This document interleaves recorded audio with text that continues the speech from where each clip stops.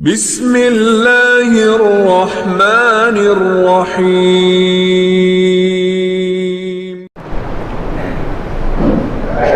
معزز سامعین کرام، السلام علیکم ورحمۃ اللہ وبرکاتہ۔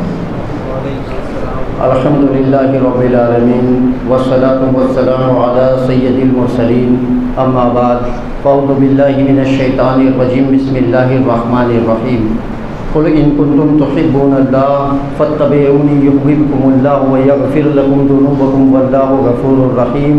صدق اللہ العظیم وصدق رسولہ النبی الامین المکین الکریم، ونحن علی ذلک لمن الشاہدین والشاکرین والحمد للہ رب العالمین۔ ان اللہ وملائکتہ یصلون علی النبی یا ایھا الذین آمنوا صلوا علیہ وسلموا تسلیما۔ اللہم صل علی سیدنا و مولانا محمد وعلی آل سیدنا و مولانا محمد معظم الجود والکرم وآلہ واصحابہ وبارک وسلم۔ الصلاۃ والسلام علیک یا رسول اللہ صلی اللہ تعالی علیہ وسلم۔ معزز سامعین کرام، ابھی ہمارے درمیان سے ایک تہوار گزرا ہے جس میں ہم فاتحہ اور نیاز کرواتے ہیں جناب اویش قرنی رضی اللہ تعالیٰ عنہ کی ذات کے نام سے، ان کو ایصال ثواب کرتے ہیں۔ تو آج میں نے یہ سوچا کہ ان کے تعلق سے کچھ باتیں میں عرض کر دوں، کیونکہ جو ہمارے بزرگ حضرات ہیں وہ تو بہت ہی اچھی طرح سے جانتے ہیں ان کا مقام و مرتبہ، اور یہ بھی جانتے ہیں کہ کیوں ایصال ثواب کیا جاتا ہے، لیکن جو ہماری نوجوان نسلیں ہیں، جو نوجوان پیڑھی ہے، انہیں اس تعلق سے زیادہ علم نہیں ہے، اور لا علمی کی بنا پر جو بدعقیدہ لوگ ہیں وہ انہیں بہکا دیتے ہیں، انہیں گمراہ کر دیتے ہیں۔ تو جناب اویش قرنی رضی اللہ تعالیٰ عنہ یہ کون ہیں، اور ان کو یہ مقام کیسے ملا، انہوں نے کیا عمل ایسا کیا جو انہیں یہ مقام حاصل ہوا۔ ایک روز کا ذکر ہے کہ میرے آقا صلی اللہ علیہ وآلہ وسلم صحابہ کی جماعت میں جلوہ افروز ہیں، جیسے ستاروں کے بیچ چاند ہوتا ہے۔ میرے آقا صلی اللہ علیہ وسلم نے فرمایا، جس مجلس میں جناب ابوبکر صدیق رضی اللہ تعالیٰ عنہ، حضرت عمر فاروق رضی اللہ تعالیٰ عنہ، جناب عثمان غنی رضی اللہ تعالیٰ عنہ، جناب علی رضی اللہ تعالیٰ عنہ، اور بھی دیگر صحابہ اکرام یہ جلوہ افروز ہیں، میرے آقا صلی اللہ علیہ وسلم نے فرمایا کہ کیوں نہ میں تمہیں اپنے ایک عاشق کے بارے میں بتاؤں جو مجھ سے بہت زیادہ محبت کرتا ہے۔ اب آپ ان لفظوں کو دیکھیے کہ میرے آقا صلی اللہ علیہ وسلم کن کے درمیان یہ بات کہہ رہے ہیں۔ جناب صدیق اکبر رضی اللہ تعالیٰ عنہ، جناب عمر رضی اللہ تعالیٰ عنہ، جناب عثمان رضی اللہ تعالیٰ عنہ، جناب علی رضی اللہ تعالیٰ عنہ، اور بھی دیگر صحابہ اکرام جو میرے آقا صلی اللہ علیہ وآلہ وسلم سے اس قدر محبت کرتے ہیں کہ ایک اشارے پر جان تک دینے تیار ہیں، جنہوں نے اپنا گھر بار چھوڑ دیا، آقا صلی اللہ علیہ وسلم کے لیے ہجرت فرمائی، سارا کچھ مکہ شریف میں تھا، لیکن میرے آقا صلی اللہ علیہ وسلم کے ایک اشارے پر ہجرت کی اور سارا کچھ چھوڑ کر مدینہ طیبہ آ گئے۔ اب میرے آقا صلی اللہ علیہ وسلم نے جب یوں فرمایا کہ میں تمہیں کیوں نہ اپنے ایک عاشق کے بارے میں بتاؤں، جناب ابو بکر صدیق رضی اللہ تعالیٰ عنہ کے دل میں خیال آیا کہ ہو نہ ہو میرے ہی بارے میں کہیں گے۔ جناب صدیق اکبر رضی اللہ تعالیٰ عنہ کون ہیں، جن کے لیے اللہ رب العزت نے سلام بھیجا تھا اور یوں کہا تھا کہ ابو بکر سے پوچھنا کہ وہ مجھ سے راضی ہے، یہ ابو بکر صدیق رضی اللہ تعالیٰ عنہ کی شان ہے۔ دل میں خیال آیا کہ میرے آقا صلی اللہ علیہ وسلم شاید میرا ذکر کرنے والے ہیں۔ ادھر جناب عمر رضی اللہ تعالیٰ عنہ، ان کے دل میں یہ خیال آیا کہ شاید میرے آقا صلی اللہ علیہ وسلم میرا ذکر کریں گے۔ جناب عثمان غنی رضی اللہ تعالیٰ عنہ کے دل میں یہ خیال آیا کہ شاید آج میرے آقا صلی اللہ علیہ وسلم میرا ذکر کریں گے، اور جناب علی رضی اللہ تعالیٰ عنہ کے دل میں یہی خیال آیا کہ شاید آج میرے آقا صلی اللہ علیہ وسلم میرا ذکر کریں گے۔ اور کیوں نہ آتا، کیونکہ یہ تمام حضرات ایسے تھے کہ جو آقا صلی اللہ علیہ وسلم سے بے انتہا عشق کرتے تھے، اپنے حساب سے حد درجے تک پہنچی ہوئی تھی ان کی عشق و محبت کی تو انہوں نے ان کے دل میں یہ خیال آیا کہ ہو نہ ہو ہمارا ذکر ہونے والا ہے. تبھی میرے آقا صلی اللہ علیہ وسلم نے فرمایا، جب صحابہ سے فرمایا تو صحابہ اکرام نے عرض کی کہ یا رسول اللہ صلی اللہ علیہ وسلم ارشاد فرمائیے، بتائیے کون ہے وہ آپ کا عاشق. تو آپ صلی اللہ علیہ وسلم نے فرمایا کہ وہ یہاں موجود نہیں ہے. آپ غور سے سنیے گا. فرمایا وہ یہاں موجود نہیں ہے. تمام صحابہ ایک دوسرے کا چہرہ دیکھنے لگے یہ سوچ کر کہ ان میں سے کوئی نہیں. جتنے حضرات یہاں حاضر ہیں ان میں سے وہ کوئی نہیں جس کی محبت کا تذکرہ صحابہ کی جماعت میں کیا جا رہا ہے. تمام صحابہ نے ایک دوسرے کو اسی وجہ سے دیکھا کہ دیکھیں ہم میں ایسا کون ہے جو آج موجود نہیں ہے. پھر اس کے حساب سے وہ گمان کرنے لگے کہ جو صحابی وہاں حاضر نہیں تھے تو وہ ان کی طرف گمان کرنے لگے کہ شاید میرے آقا صلی اللہ علیہ وسلم وہ صحابی کا ذکر کریں گے جو آج موجود نہیں ہے. تو اس طرح سے اپنے علم کے حساب سے وہ غور کرنے لگے کہ کون یہاں موجود نہیں ہے. پھر میرے آقا صلی اللہ علیہ وسلم نے فرمایا کہ وہ جو میرا چاہنے والا ہے، وہ جو میرا امتی ہے، اس نے کبھی میرا دیدار نہیں کیا، اس نے کبھی مجھے دیکھا نہیں ہے. صحابہ اکرام نے عرض کی کہ یا رسول اللہ صلی اللہ علیہ وسلم وہ کون ہے پھر؟ تو فرمایا کہ اس کا نام اویش ہے. اس کا نام اویش ہے اور وہ یمن میں رہتا ہے. آپ لفظوں پر غور کیجئے گا جو میرے آقا صلی اللہ علیہ وسلم نے فرمایا. دیکھیے علم غیب کی جو دلیل مانگتے ہیں اس روایت میں ایک دم ٹھوس کے بھری ہوئی ہے، لیکن بات کیا ہے کہ جب عشق رسول کے ساتھ کوئی بات پڑھی جاتی ہے تو اس میں سب کچھ نظر آتا ہے. اب جب آقا صلی اللہ علیہ وسلم سے بغض اور کینہ دل میں رکھ کے پڑھا جاتا ہے تو پھر نظر نہیں آتا. میرے آقا صلی اللہ علیہ وسلم نے فرمایا کہ وہ یمن کا رہنے والا ہے. یمن میں ایک شہر ہے جس کا نام ہے مراد، اور مراد میں ایک قصبہ ہے جس کا نام ہے قرن. ان کا جو نام ہے نا اویش قرنی رضی اللہ تعالیٰ عنہ، تو جگہ کے حساب سے ان کے نام کو نسبت دی گئی کہ قرن کے رہنے والے تھے وہ. جیسے انڈیا، پھر گجرات، پھر احمد آباد، پھر گومتی پور، تو ایسے وہ یمن کے رہنے والے تھے. اور اس شہر کا نام تھا مراد، اور وہ جس بستی میں رہتے تھے اس جگہ کا نام تھا قرن. صحابہ اکرام نے عرض کی کہ یا رسول اللہ صلی اللہ علیہ وسلم آپ کے قول کے مطابق کہ وہ آپ کے سچے عاشق ہیں، اور آپ نے ہی بتایا کہ انہوں نے کبھی یہاں آپ کا دیدار نہیں کیا، یہاں آئے نہیں. تو یا رسول اللہ صلی اللہ علیہ وسلم جب وہ آپ سے اس قدر محبت کرتے ہیں تو آپ کی زیارت کیوں نہیں کی انہوں نے؟ اس کے پیچھے بھی بہت بڑی بات ہے، کیونکہ اگر وہ آقا صلی اللہ علیہ وسلم کی زیارت کر لیتے تو وہ صحابی بن جاتے. اور صحابی کا وہ مقام ہے کہ جناب اویش قرنی رضی اللہ تعالیٰ عنہ کی شان اپنی جگہ، لیکن صحابی کی جو شان ہے، صحابہ اکرام کے پسینے کا ایک قطرہ، اس کے اوپر ایسے ہزاروں ویش قربان، یہ صحابی کی شان ہے. لیکن انہوں نے آقا صلی اللہ علیہ وسلم کی زیارت کبھی نہیں کی، کبھی آقا صلی اللہ علیہ وسلم کو بظاہر اپنی آنکھوں سے نہیں دیکھا. تو جب صحابہ کرام نے عرض کی کہ یا رسول اللہ صلی اللہ علیہ وسلم کہ وہ آپ کے اتنے بڑے عاشق ہیں کہ جن کی تعریف آپ کر رہے ہیں تو پھر انہوں نے یہاں آ کر آپ کا دیدار کیوں نہیں کیا؟ تو میرے آقا صلی اللہ علیہ وسلم نے فرمایا کہ اس کی وجہ یہ ہے کہ اس کی ایک ماں ہے.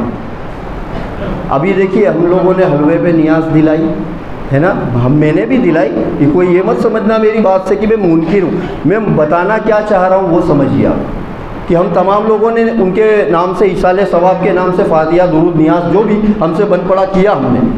لیکن جو اس کے پیچھے مین مدعا ہے، مین موٹیو ہے، جو عبرت والی چیز ہے، جو ہمارے لیے نصیحت ہے، وہ کیا ہے؟ میرے آقا صلی اللہ علیہ وسلم نے فرمایا کہ اس کی ایک ماں ہے جو آنکھوں سے نابینا ہے، وہ بالکل ضعیف ہے، اور وہ ماں کی خدمت میں رہا کرتا ہے، جس کی وجہ سے، ماں کی خدمت کی وجہ سے وہ یہاں نہیں آیا. اب سوچو جناب اویش قرنی رضی اللہ تعالیٰ عنہ اگر ایک لمحے کے لیے بھی آقا صلی اللہ علیہ وسلم کو دیکھ لیتے تو آج وہ صحابہ بنتے، صحابی بن جاتے. اور صحابی کا مقام وہ ہے کہ انبیاء علیہ السلام کے بعد اگر کسی کا مرتبہ ہے تو وہ صحابی کا ہے. انہوں نے اس مرتبے کو حاصل نہ کیا کس لیے کہ ان کی ماں ضعیف تھی. اور زمانہ کتنا پایا؟ 1-2 دن نہیں، آقا صلی اللہ علیہ وسلم کے 20 سال انہوں نے پائے. آقا صلی اللہ علیہ وسلم مدینہ شریف میں ہیں اور یہ یمن میں ہیں. 20 سال کا عرصہ گزرا. ایسا ہو سکتا تھا نا کہ چلے جاتے 6 مہینے کے لیے، 1 سال کے لیے. 20 سال تھا. 20 سال تک آقا صلی اللہ علیہ وسلم مدینہ طیبہ میں جلوہ افروز ہے اور 20 سال تک یہ یمن میں ہے. اور یہ کس طرح خدمت کرتے تھے اور ان کا مقام کیا ہے؟ دیکھیے وقت ختم ہو جائے گا ہر بار کی طرح، لیکن اس بات کو انشاءاللہ میں اگلے ہفتے بھی جاری رکھوں گا کیونکہ یہ بہت ضروری بات ہے. ایک مرتبہ درود شریف پڑھیے. اللہم صلی علی سیدنا و مولانا محمد و علی آل سیدنا و مولانا محمد مقادین الجود والکرم و آلہ و اصحابہ و بارک وسلم. الصلاۃ والسلام علیک یا رسول اللہ صلی اللہ تعالی علیہ وسلم. یہ ایک دم دیوانوں کی طرح یمن میں رہا کرتے تھے اور آقا صلی اللہ علیہ وسلم سے اس قدر عشق کرتے تھے کہ دنیا سے بالکل گم. لوگوں کو یہ لگتا تھا کہ معاذ اللہ یہ کوئی پاگل دیوانہ ہے، یہ کوئی پاگل یہ دیوانہ ہے. اس کی وجہ کیا تھی؟ یہ بکریوں کو چراتے تھے. یہ بکریوں کو چراتے تھے اور اس سے جو اجرت ملتی تھی نا وہ سارا پیسہ، کیونکہ بہت زیادہ اجرت تو ملتی نہیں تھی، بکری چرانے میں کوئی بہت 1-2 لاکھ روپیہ ملتا ہے کیا؟ وہ جو کچھ ملتا تھا اس سے وہ اپنی پوری ماں پر پورا خرچ کر دیا کرتے تھے. اب خود کا خرچ کیسے کرتے تھے؟ تو کتابوں میں لکھا ہے کہ جو لوگ کھجوریں کھا کے گٹھلیاں پھینک دیتے ہیں نا، یہ ان گٹھلیوں کو بن لیتے تھے اور پھر انہیں دھوتے تھے اور انہیں کوٹ لیتے تھے، اور جب وہ پاؤڈر جیسا بن جاتا تھا تو اس کو پھانک کے پانی پی لیتے تھے. سارا اپنا پیسہ، ساری اپنی کمائی اپنی والدہ پہ خرچ کرتے تھے. اور پہننے کے لیے کپڑا، جو انسان کا بوسیدہ کپڑا یعنی پھٹا ہوا کپڑا لوگ جو پھینک دیتے تھے اسے یہ اٹھا لیتے تھے اور انہیں سی کر یہ خود پہنتے تھے، جس کی وجہ سے وہاں کے لوگ انہیں پاگل دیوانہ سمجھتے تھے. لوگ جب انہیں پتھر مارتے تھے بچے جس کو پاگل سمجھتے. آج ہمارا علم کا دور ہے، وہ زمانے جاہلیت تھی، نیا اسلام آیا تھا، ابھی برابر سے پھیلا نہیں تھا. تو وہ دور میں لوگ سمجھانے والے نہیں ہوا کرتے تھے. لوگ جب انہیں پتھر مارتے تھے تو ان کے ساتھ میں ان کے ساتھی اور لگ جاتے تھے. تو یہ کیا کرتے تھے؟ یہ چھوٹے چھوٹے پتھر بنتے تھے. یہ ان سے لڑنے نہیں لگتے تھے، گالی گلوز نہیں کرتے تھے. جب انہیں پتھر مارتے تھے تو یہ چھوٹے چھوٹے پتھروں کو بنتے تھے اور ان لوگوں کو لے جا کر دیتے تھے اور کہتے تھے کہ ان پتھروں سے مجھے مارو. یہ کون ہے؟ جناب اویس قرنی رضی اللہ تعالیٰ عنہ کہتے تھے ان چھوٹے پتھروں سے مارو. تو وہ لوگ ہنستے تھے، مذاق اڑاتے کہ اویس کہ ان پتھروں سے مارے یا ان پتھروں سے مارے، فرق کیا پڑتا ہے؟ تو کہتے تھے جب تم بڑے پتھروں سے مارتے ہو نا تو میرا خون نکل جاتا ہے، جس کی وجہ سے میرا وضو ٹوٹ جاتا ہے اور بے وضو میں میرے آقا صلی اللہ علیہ وسلم کا نام نہیں لیتا. تو اس لیے تم چھوٹے پتھروں سے مارو تو تکلیف تو مجھے تب بھی ہوگی، لیکن میرا خون نہیں نکلے گا تو میرا وضو سلامت رہے گا، تاکہ میں میرے آقا صلی اللہ علیہ وسلم پر درود بھیج سکوں. یہ محبت تھی ان کی اویس قرنی رضی اللہ تعالیٰ عنہ کی. ایک روز کی بات ہے، اب یہ کئی دفعہ بار اپنی والدہ کے پاس جاتے کہ امی مجھے میرے آقا صلی اللہ علیہ وسلم کی بڑی یاد آ رہی ہے کہ اگر آپ اجازت دے دیں تو میں جا کر ایک بار صرف دیکھ کر آ جاؤں میرے محبوب صلی اللہ علیہ وسلم کو.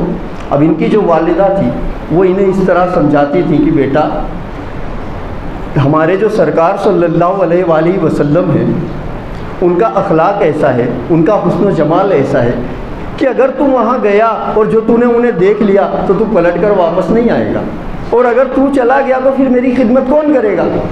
اس طرح جب سمجھاتے تھی وہ سمجھا دیتی تھی، لیکن دل میں انہیں بھی تکلیف ہوتی تھی کہ میں میرے بچے کو اپنے نبی کے سے ملنے کے لیے روک رہی ہوں. وہ انہیں منع تو کر دیتی تھی لیکن بھاری چیز سے، لیکن ان کا بھی کوئی سہارا نہیں تھا، بظاہر نابینا تھی تو وہ اس طرح سے کہہ کے سمجھا دیتی تھی. اور جب بھی ایک بار کہتی تھی وہ مان جاتے تھے، ضد نہیں کرتے تھے، کیونکہ آقا صلی اللہ علیہ وسلم سے سچی محبت تھی. اور آقا صلی اللہ علیہ وسلم نے فرمایا جس نے والدین کو راضی کر لیا اس نے رب کو راضی کر لیا.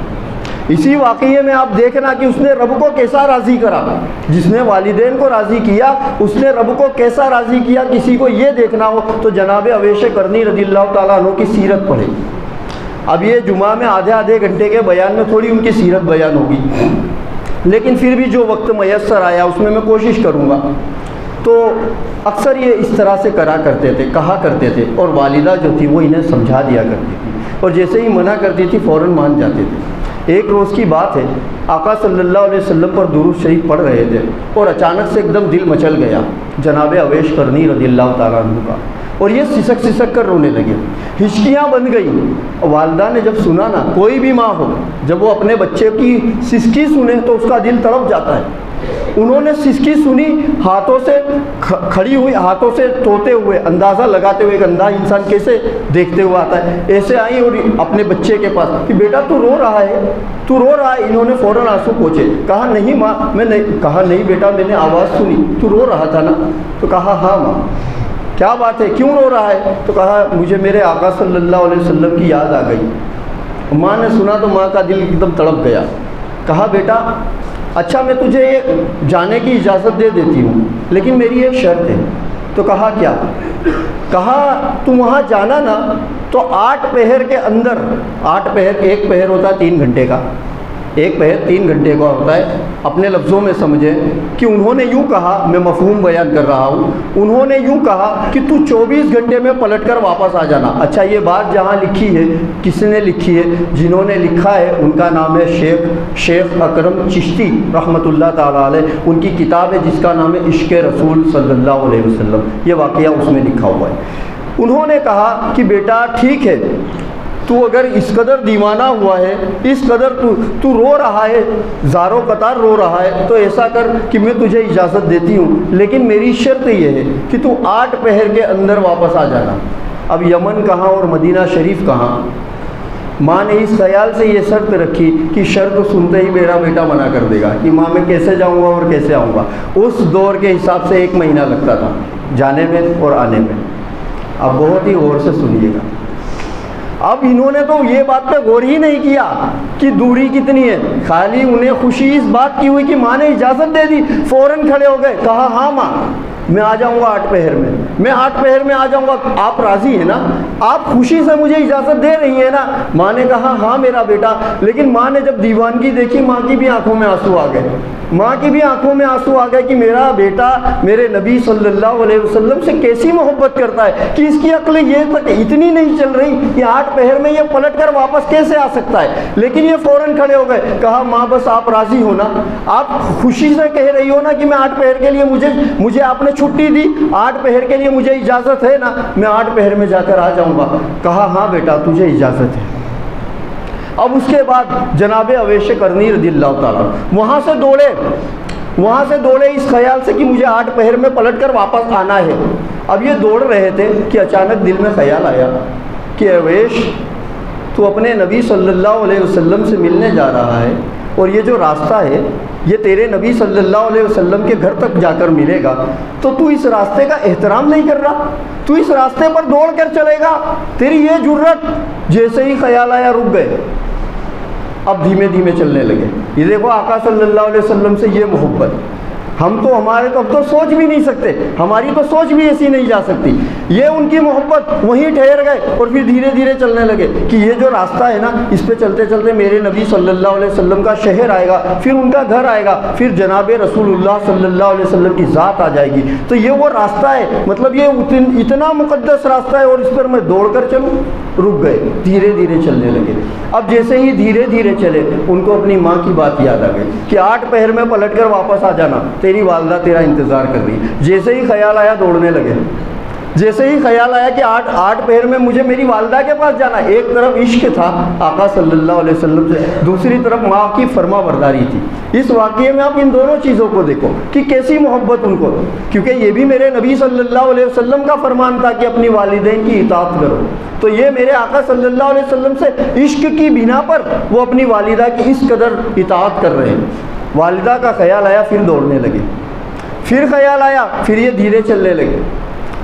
اب جب یہ معاملہ ہوا تو وہ لکھتے ہیں شیخ اکرم چشتی رحمۃ اللہ تعالیٰ علیہ کہ اللہ رب العزت نے زمین کو حکم دیا کہ اے زمین تو سمٹ جا، تو سمٹ جا، میرے اویش کو نبی کے شہر سے قریب کر دے۔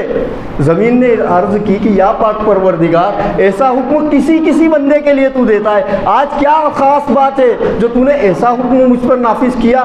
تو فرمایا تو دیکھتی نہیں کہ میرا اویش اپنی ماں کی فرما برداری میں ہے، تو وہ دوڑتا ہے، اور جب نبی کے عشق کی بات آتی ہے تو ٹھہر جاتا ہے۔ تو تو سمٹ جا کہ اس کے اس سفر کو آسان کر دے، کہ اس کو 8 پہر میں پہنچ کر واپس آنا ہے، تو تو اس طرح سے سمٹ جا کہ یہ 4 پہر میں میرے نبی تک پہنچ جائے۔ اب وہ زمین بالکل سمٹ گئی، مدینہ طیبہ میں آ گئے۔ مدینہ طیبہ آئے اور فوراً پہنچے مسجد نبوی۔ مسجد نبوی پہنچے تو وہ نماز کا وقت نہیں تھا، کسی بھی نماز کا وقت نہیں تھا۔ اندر جا کر پوچھا کہ ہمارے نبی صلی اللہ علیہ وسلم کہاں ہیں؟ یہ دیکھیے اللہ رب العزت کی بے نیازی کہ پوری زندگی میں ایک مرتبہ ان کی والدہ نے انہیں اجازت دی، اور میرا رب کتنا بے نیاز ہے کہ جب وہ امتحان لیتا ہے کسی کا تو کس طرح سے لیتا ہے، کہ پوری زندگی میں ایک مرتبہ انہیں اجازت ملی کہ ٹھیک ہے بیٹا جاؤ، وہ بھی 8 پہر کے لیے جاؤ اور پلٹ کر آ جاؤ۔ اور جب یہ وہاں پہنچے تو میرے نبی صلی اللہ علیہ وسلم مسجد نبوی میں موجود نہیں ہے۔ جو صحابی وہاں ملے ان سے پوچھا کہ وہ کہاں ملیں گے میرے آقا صلی اللہ علیہ وسلم؟ تو کہا ابھی نماز کا جب وقت ہوگا ظہر کا تب آئیں گے، آپ بیٹھیے، تب آئیں گے، تب آپ مل لینا ان سے۔ تو کہا نہیں، میرے پاس اتنا سارا ٹائم نہیں ہے، ابھی مجھے تو ابھی ہی بات کرنی ہے ان سے، مجھے ابھی ہی ملنا ہے۔ تو کہا اگر اچھا ابھی ملنا ہے تو آپ ان کے گھر چلے جائیے، جناب عائشہ صدیقہ رضی اللہ تعالیٰ عنہا ان سے مل لیجئے، ان کے گھر چلے جائیے، وہاں ملاقات ہو جائے گی۔ پوچھا گھر کہاں ہے، بتایا کہ وہ رہا۔ اب وہاں گئے، جا کر دستک دی تو اندر سے ہماری امی جناب عائشہ صدیقہ رضی اللہ تعالیٰ عنہا انہوں نے آواز دی، کون؟ تو کہا آقا صلی اللہ علیہ وسلم کا ایک غلام ہوں۔ تو کہا کیا ہوا؟ کہا میرے نبی صلی اللہ علیہ وسلم سے ملنا ہے، ملاقات کرنی ہے۔ تو آپ نے فرمایا کہ ابھی وہ گھر پر نہیں ہے، مسجد نبوی میں بھی نہیں ملے، اب یہ گھر پہنچے تو گھر پر بھی نہیں ملے۔ آپ سوچ کر دیکھیے خالی کہ جی اس قدر محبت اور اس طرح کی تڑپ، اور زندگی میں ایک مرتبہ جسے اجازت ملی کہ ٹھیک ہے جاؤ، جا کر مل آؤ، اور وہ جب مسجد نبوی میں گئے تو وہاں بھی نہیں ملے، اور جب گھر پہ گئے تو بھی وہاں پر بھی نہیں ملے۔ جناب عائشہ صدیقہ رضی اللہ تعالیٰ عنہا دروازے پر آئیں، کہا کہ ٹھہرو کچھ دیر، ابھی آ جائیں گے۔ کہا نہیں میرے پاس اتنا وقت نہیں ہے، میں چلتا ہوں۔ کہا کہاں سے آئے ہو؟ کیونکہ ان کا جو لباس تھا گرد آلود ہو رہا تھا، بال بکھرے ہوئے تھے، داڑھی الجھی ہوئی تھی، سر پہ گرد، یعنی تمام ان کا جو حلیہ تھا وہ دیکھ کے اندازہ لگایا جا سکتا تھا کہ یہ مسافر اور بڑی دور سے آیا ہے۔ تو جناب عائشہ صدیقہ رضی اللہ تعالیٰ عنہا نے کہا کہ کچھ دیر رک جاؤ، ابھی آتے ہی ہوں گے، آپ مل لینا ان سے۔ تو کہا نہیں میرے پاس زیادہ وقت نہیں ہے، میری والدہ میرا انتظار کر رہی ہے، میری والدہ میرا انتظار کر رہی ہے۔ میرے نبی صلی اللہ علیہ وسلم جب آ جائیں نا تو ان سے میرا سلام کہنا، میرے نبی صلی اللہ علیہ وسلم جب آ جائیں تو ان سے میرا سلام کہنا، اور کہہ دینا کہ قیامت کے دن، کہ قیامت کا جب دن آئے نا تو مجھے اور میری والدہ کو میرے نبی صلی اللہ علیہ وسلم یاد رکھیں، ہماری بھی شفاعت کرا دیں۔ تو جناب عائشہ صدیقہ رضی اللہ تعالیٰ عنہا نے فرمایا کہ اچھا تم یہ بتاؤ کہ تمہارا نام کیا ہے، کہ میں جب بتاؤں ان سے تو کیا کہہ کر بتاؤں کہ کون آیا تھا؟ تو کہا بس اتنا بتا دینا کہ یمن سے آیا تھا، اور میرے بارے میں میرے نبی صلی اللہ علیہ وسلم جان جائیں گے۔ اتنا کا بہت ساری بات ہوئی۔ جناب عائشہ صدیقہ رضی اللہ تعالیٰ عنہ نے حد درجہ کوشش کی کہ رک جاؤ، لیکن انہیں اپنی والدہ کا خیال تھا، انہیں یاد تھا کہ مجھے 8 پہر میں پہنچنا ہے پلٹ کر۔ انہوں نے وہاں سے سلام کیا اور پلٹ کر واپس آ گئے، واپس یمن آ گئے۔ اس واقعے میں مطلب 8 پہر میں گئے اور جا کر واپس آ گئے۔ اب والدہ کے پاس آئے، والدہ نے پوچھا کہ بیٹا ہو گئی ملاقات؟ تو کہا نہیں ماں۔ تو کہا کیا ہوا؟ تو اتنی دور گیا اور تو ملا نہیں میں اپنے نبی سے، تو اتنا روتا تھا، اتنا تڑپتا تھا، اتنی سسکیاں بھرتا تھا، اور تو جب مدینہ شریف تک پہنچ گیا اور تو ملا نہیں ان سے؟ تو کہا ماں مجھے آپ کا خیال تھا کہ آپ میرا انتظار کر رہی ہیں، آپ میرا انتظار کر۔ تو کہا بیٹا تو نے اپنے نبی کا انتظار نہیں کیا؟ کہ جناب انہوں نے جب بتایا کہ جناب عائشہ صدیقہ رضی اللہ تعالیٰ عنہ کہہ رہی تھی کہ آتے ہی ہوں گے، رکو، تو کہا بیٹا تجھے تیرے نبی کا انتظار کر لینا چاہیے تھا۔ تو کہا ماں کیسے انتظار کرتا، تو جو میرا انتظار یہاں کر رہی تھی، کہ تو میرا انتظار کر رہی تھی، اگر میں وہاں رک جاتا اور تجھے کوئی ضرورت پڑ جاتی تو بس یہ خیال نے مجھے ستا دیا، اس نے مجھے تڑپا دیا اور میں وہاں سے دوڑتا ہوا واپس پلٹ کر آ گیا۔ تو یہ اویش قرنی رضی اللہ تعالیٰ عنہ، اب ان کا مقام کیا ہے، یہ مقام آپ سمجھو۔ میرے آقا صلی اللہ علیہ وسلم نے فرمایا، جناب عمر رضی اللہ تعالیٰ عنہ، صحابہ اکرام بیٹھے ہوئے ہیں، آپ لوگوں نے سنا ہوگا کہ میرے آقا صلی اللہ علیہ وسلم جب وضو بناتے تھے نا تو صحابہ لڑ پڑتے تھے، سنا ہے نا آپ لوگوں نے، اس قطرے کو حاصل کرنے کے لیے لڑ جاتے تھے کہ یہ قطرہ مجھے مل جائے، یہ قطرہ مجھے مل جائے۔ کبھی میرے آقا صلی اللہ علیہ وسلم اپنے بال مبارک، منہ مبارک تراشتے تھے نا، تو ان بالوں کو حاصل کرنے کے لیے صحابہ اکرام میں یعنی ایسا ماحول بن جاتا تھا کہ کہیں لڑائی نہ ہو جائے، اسے حاصل کرنے کے لیے کہ یہ مجھے مل جائے۔ جناب خالد بن ولید رضی اللہ تعالیٰ عنہ، پتہ ہے نا ان کی ٹوپی میں 4 منہ مبارک رکھے ہوئے تھے، 4 بال رکھے ہوئے تھے، کہ میرے آقا صلی اللہ علیہ وسلم کے یہ جو تبرکات ہیں انہیں حاصل کرنے کے لیے صحابہ اکرام کی مقدس جماعت لڑ جاتی تھی کہ یہ مجھے حاصل ہو جائے۔ تو جو لڑا کرتے تھے وہ کون تھے؟ جناب ابو بکر صدیق رضی اللہ تعالیٰ عنہ، جناب عمر فاروق رضی اللہ تعالیٰ عنہ، جناب عثمان غنی رضی اللہ تعالیٰ عنہ، جناب علی رضی اللہ تعالیٰ عنہ۔ ٹھیک ہے، میرے آقا صلی اللہ علیہ وسلم نے فرمایا کہ عمر تمہارے